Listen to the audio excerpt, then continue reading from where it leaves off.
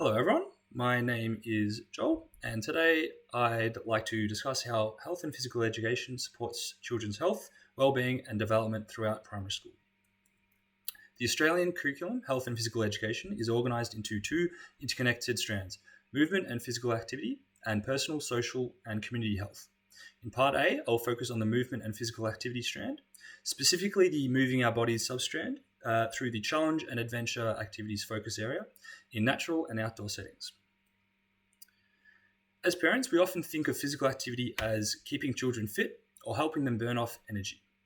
While that's important, quality physical education is about much more than exercise. The Australian curriculum recognises movement as a powerful context for learning, helping children develop confidence, resilience, teamwork, problem solving alongside their physical skills. Research by McMaster suggests that quality physical education develops children's movement competence, confidence, and motivation, which are strong predictors of lifelong participation in physical activity. The Australian Sports Commission's physical literacy framework reinforces this by highlighting the importance of developing physical literacy during childhood to support active and healthy lives. Fundamental movement skills provide the building blocks for more complex movement and lifelong participation in physical activity. Today, I'll use dynamic balance and stability as an example to demonstrate how these skills develop across the primary years. Dynamic balance is the ability to maintain control of the body while moving. Children use this skill when balancing across beams, stepping stones, logs, or uneven ground. These activities develop coordination, body awareness, and confidence while preparing students for more complex movement challenges. In years 1 and 2, students practice fundamental movement skills and apply them in a variety of movement situations. Through challenge and adventure activities in natural and outdoor settings, children develop balance by completing simple tasks such as balance beams or obstacle courses, while exploring the factors that make physical activity enjoyable. Research into motor learning suggests children learn new skills most effectively through explicit instruction, with teachers modelling skills, providing guided practice, and giving regular feedback to build confidence and correct movement patterns. By years 5 and 6, students are expected to adapt and modify movement skills across a variety of complex situations, while participating in physical activities in natural and outdoor settings and analysing the steps and resources needed to promote participation. Students might negotiate uneven terrain, solve movement problems, and collaborate with peers during outdoor challenge courses. Teaching also evolves. Teachers still use explicit instruction when needed, but shift more to guided discovery, collaborative learning, and reflective questioning. This gradual release of responsibility helps students become independent learners who can apply their skills in new situations.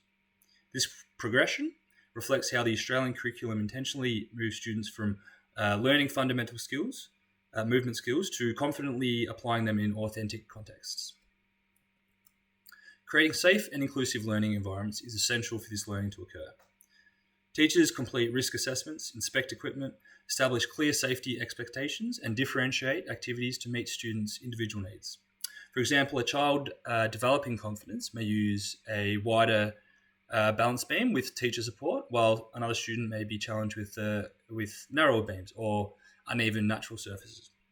Students with physical disabilities may require modified equipment or alternative movement pathways, while students with autism may benefit from predictable routines and visual supports.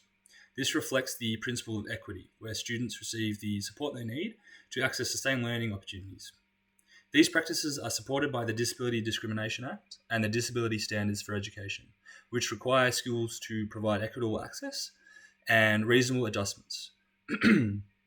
They are further supported by the Australian curriculum, the Victorian Department of Education's Outdoor Activities and Working Outdoors policy, and individual school procedures such as risk assessments, emergency management plans, and first aid procedures, all of which help teachers create safe, inclusive, and engaging learning environments.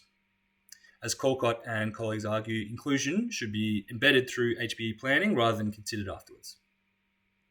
The second strand of the Australian curriculum, health and physical education, is personal, social, and community health, which develops the knowledge, understanding, and skills students need to make healthy, safe, and informed decisions.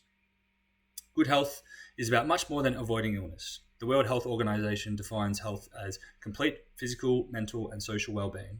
Reflecting this holistic view, the Australian curriculum helps students develop the knowledge, skills, and attitudes needed to make informed decisions, build positive relationships, and support their own well-being and the well-being of others. Today, I'll focus on the mental health and well-being focus area, exploring how learning progresses across years 1 and 2 and years 5 and 6, and why supporting children's mental health is an essential part of primary education.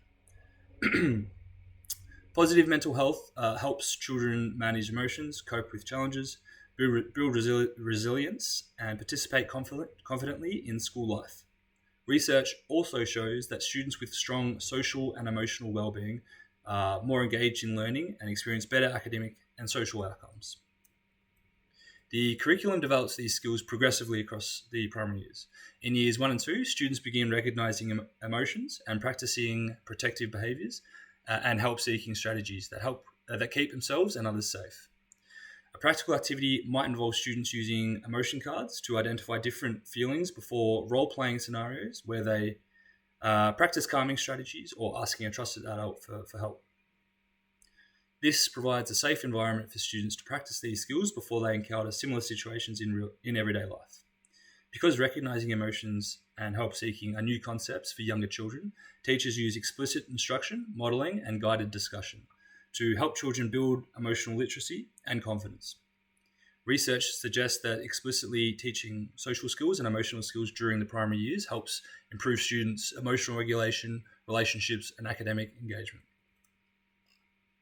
By years 5 and 6, students are expected to demonstrate respect and empathy in relationships while applying strategies to manage emotions and understand how emotional responses influence interactions. A practical activity could involve students working in small groups to analyze realistic scenarios involving friendship conflict, peer pressure, or online communication before discussing and justifying appropriate responses. This encourages students to apply their learning to authentic situations they may encounter both inside and outside of school. As students mature and begin navigating increasingly complex social situations, teachers shift towards collaborative learning, inquiry, and reflection, allowing students to evaluate different perspectives and make informed decisions independently.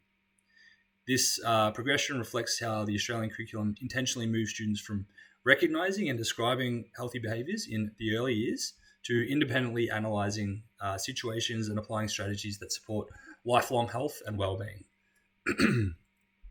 Supporting children's mental health is most effective when schools and families work together. Imagine I notice that a Year 5 student who is usually engaged has become withdrawn, is avoiding group activities and appears reluctant to participate in class discussions. Before contacting the family, I'd gather observations over time and consult the school's wellbeing team. I'd then arrange a respectful conversation with the student's parents or carers. During the meeting, I'd begin by acknowledging the student's strengths before discussing the changes I'd observed. I'd ask whether the family had noticed similar behaviours at home and work collaboratively to identify strategies to support the child both at school and at home. Where appropriate, this may include involving the wellbeing team or recommending additional services. Throughout the conversation, I'd use respectful, non-judgmental language to build trust and keep the child's wellbeing at the centre of the discussion. Overall, through quality health and physical education and strong partnerships with families, schools help children develop the physical, mental, and social skills they need to thrive throughout life. Thank you.